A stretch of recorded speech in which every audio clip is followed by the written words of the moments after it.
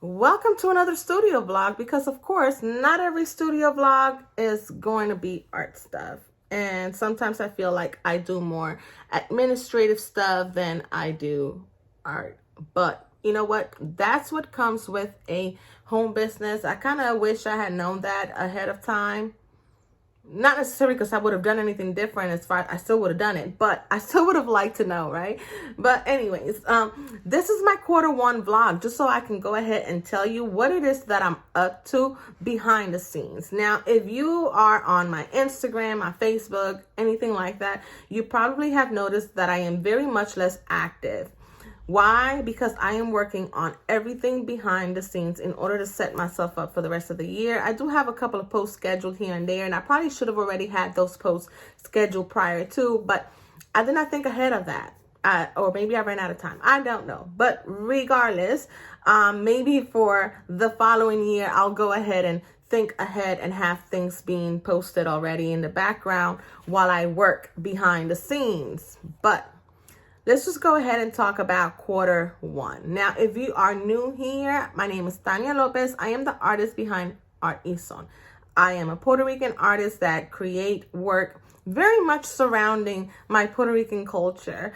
And I just like to go ahead and share different things for people that are possibly trying to get their own home business going as well.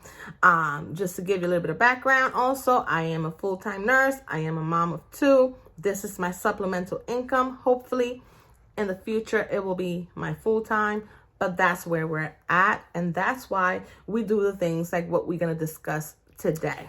So, in order for me to get my quarter 1 really started, which is basically my administrative stuff, I have to actually look at my finances, right? Now, of course, just like everybody else, we have to start getting ready for those taxes. Now, I operate my home business as a sole proprietorship.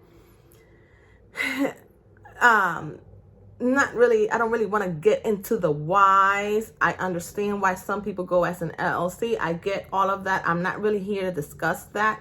But what I'm basically saying is that I'm not going to discuss my finances at a detail, because my personal income and my income streams are tied up. My personal finances are tied up with my business because I operate as a sole proprietorship. Therefore, I'm not going to get too much into it. Now, just a small little thing. Yes, I understand why some people say get an LLC. I get all of that. I have my reasons for not doing that at this time. Okay? So, that's a whole different topic, right? Now, when I do look at my financials, right, I am looking specifically to see what my most lucrative income streams were and what my weak spots are. The reason I want to know this is because I can go ahead and look at my weak spots and either say, you know what, that's a waste of time, remove it. Or I can say, how can I improve it, right? And then create a plan of action to go ahead and put that to work for me. When it comes to my most lucrative one, that does not mean that it does not need any revising. Of course it does, because now I need to know, okay, this is my most lucrative income stream. How can I actually capitalize on this? Now, for me as an artist and artisan, my most lucrative income stream was actually my original work and my crafts. But, of course, I am only one person. And so therefore, my time is pretty much capped at this point, and or maybe it might need some revising, but for the most part, there's only a certain amount of hours in a day. There's only so much I can do in a day. But what I can do is try to figure out whether or not the system that I have in place currently is the most effective way of me being able to get things accomplished. So I did look at that and said, you know what? I kind of went, I did not expect or foresee for certain items to kind of skyrocket. So how can I go ahead and refine my system so that I can have either more of these products produced or plan ahead, right? Create more of a buzz in order for me to be able to make more money out of those products. So I would be looking at my year and saying, okay, this is my year. For example, I have my review mirrors that I sell a lot. Can I possibly create limited edition of those? Can I possibly just go ahead and do shop updates and be able to promote those shop updates, work on that so that shop update, boom, I can sell out and then create my income instead of slowly trickling in throughout the year. And maybe in creating that buzz, I create a higher supply and demand so that for the next shop update, maybe I need to double it or whatever it may be, how I can go ahead and make this portion of my business and be able to, create more stuff. Now, in order for me to have more time to create these physical products, I need to make sure that my passive income is working for me so that I can make money in the background. And you guys know that I talk about this all the time, passive income. So for my Q1, which is my administrative portion of the year, because my physical products most likely took a dip, okay?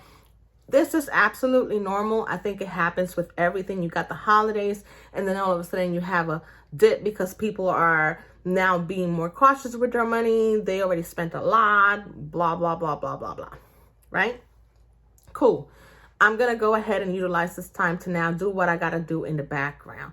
So when I analyze my passive income, I can see here that, and I'm looking at my graph here, I can see that Etsy happened to be my most lucrative. And Etsy so far has been only digital items, okay?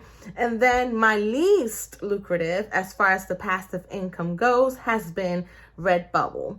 Now, I have been monitoring groups on Redbubble, and I have seen that a lot of artists have seen a dip, but I don't know if they are really accounting for the fact that we probably saw an increase during the whole,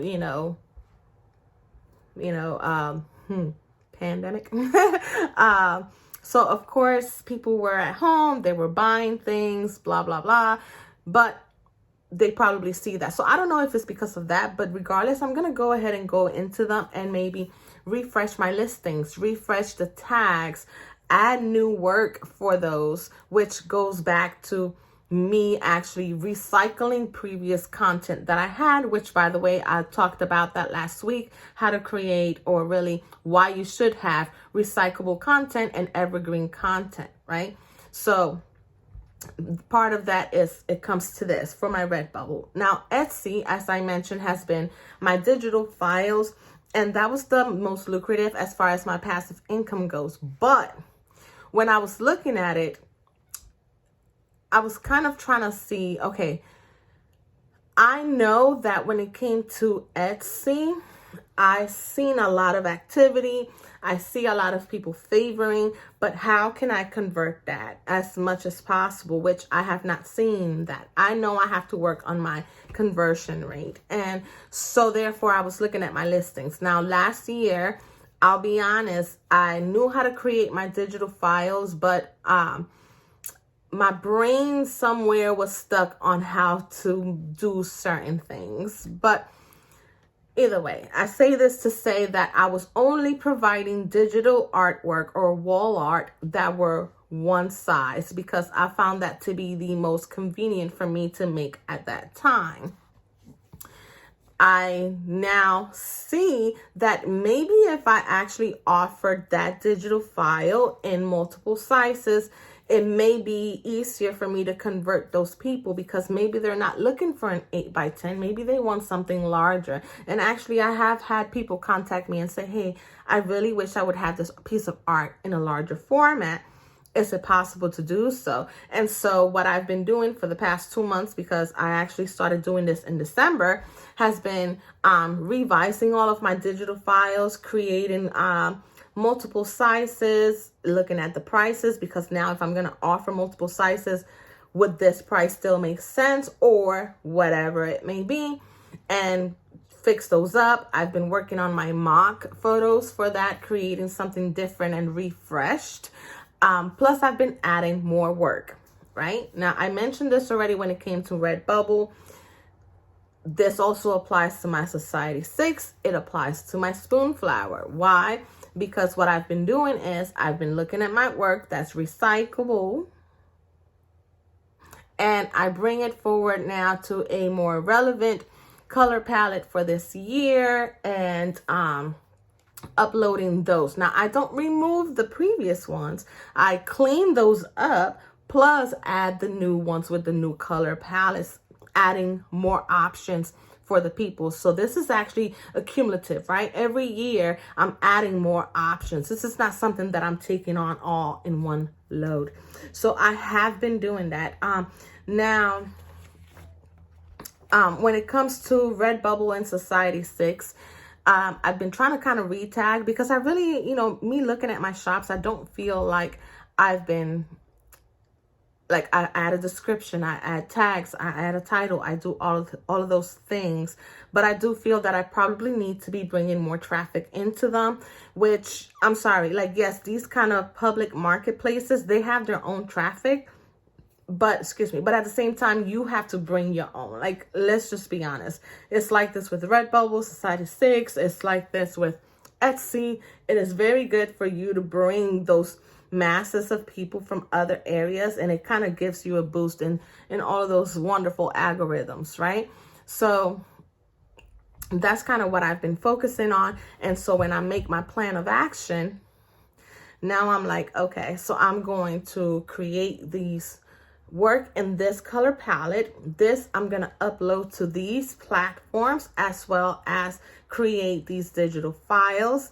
Now, of course, when you go to somewhere like Redbubble, yes, they do sell art prints, but they are obviously a little bit more expensive.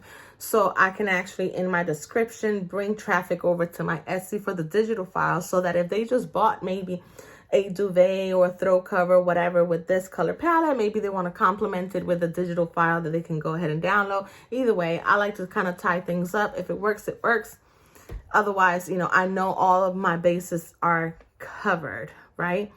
Now, I also use this time to start new ventures for the year, if I can, if it's at all possible. So this year, I decided to add the Koji digital storefront to my Instagram, because a lot of my sales are coming from Instagram.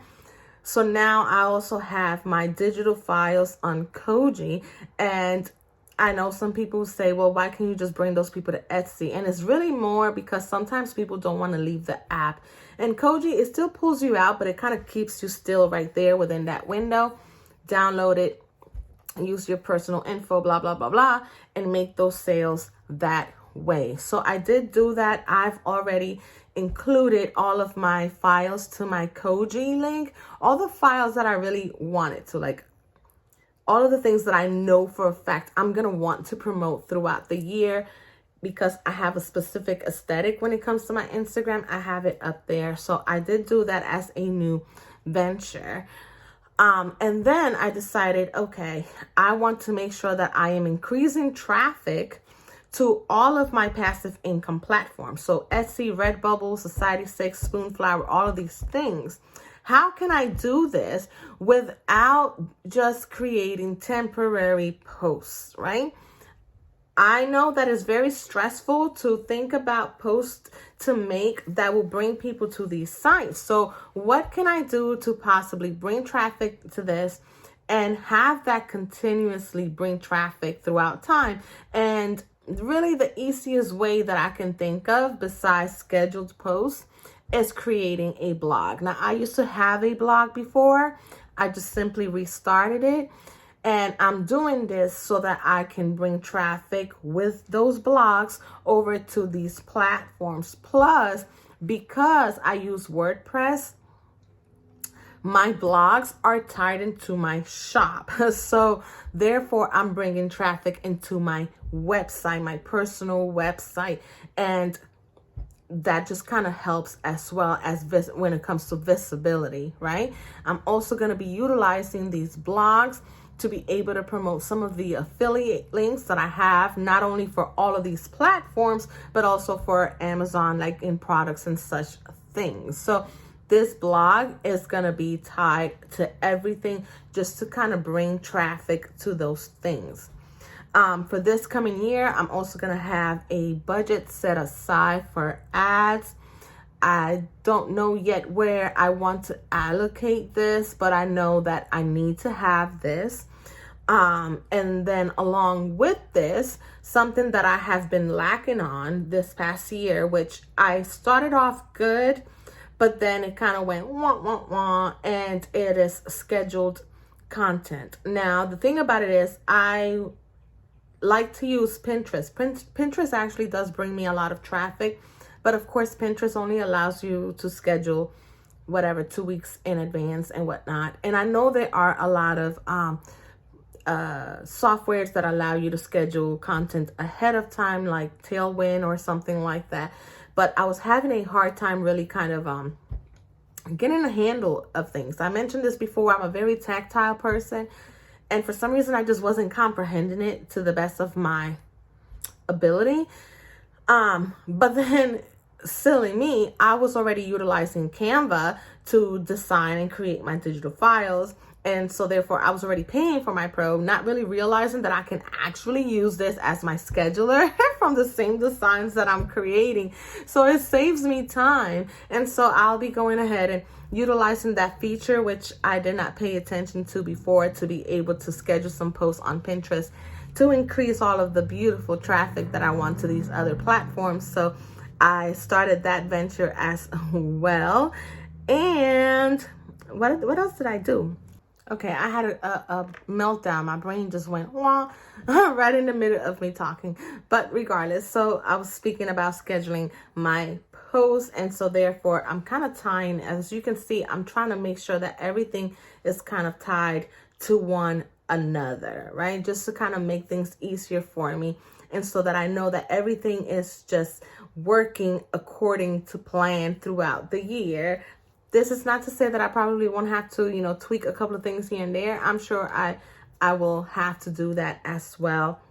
But basically, that's what I'm doing for my first quarter. I'm getting all of my passive income situated by revising my current listings, adding new listings, and, creating new pieces, and also coming up with an action of how to bring traffic to those areas.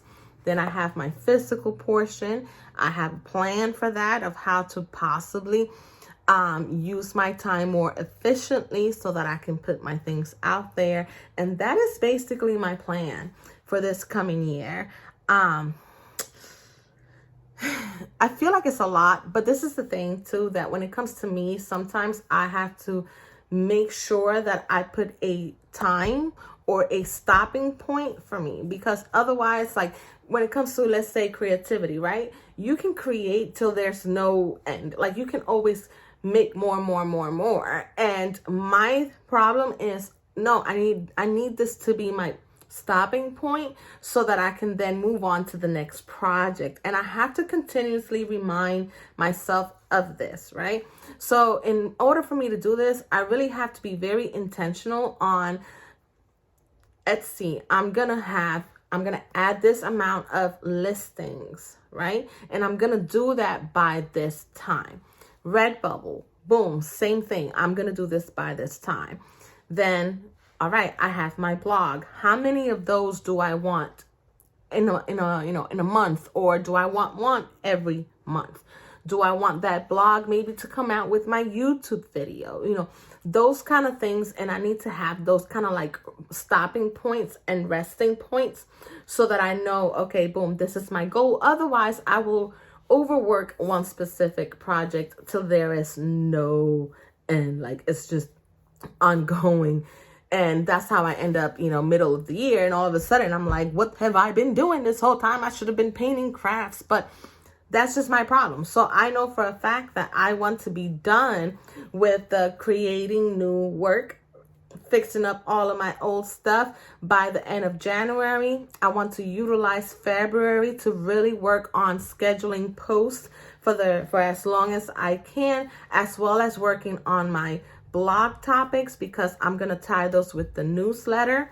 They go hand in hand. right? We bring in the recycling content over to the administrative stuff, and go from there. So that's what I'm doing on quarter one. I wanted to go ahead and create this video of quarter one while I was in the gist of it, instead of waiting to the end of the quarter and saying, this is what I did, simply because I want to be able to come to you for the beginning of quarter two and saying, hey, this is what I did. Plus, I want you guys to, maybe if you're not already doing it, get on it. But at least in quarter two, I can come back and say, this is what I've done. I'm completed with this. This is how it's going. Let's go ahead and move on to the next portion of the year. But anyways, yeah, that's my studio vlog for today. I'm kind of tired though, I'll be honest. Anyways, let me know what you guys are doing, what you guys are up to, because I do want to see. I'm kind of curious to know if anybody else thinks like me. I know sometimes my train of thoughts kind of go all over the place. Let me know if you relate. But I'll see you guys next time. I don't know yet what I'm going to talk about next time. You guys let me know if there's something specific that you want to talk about, because I really don't know just yet. Anyways, bye.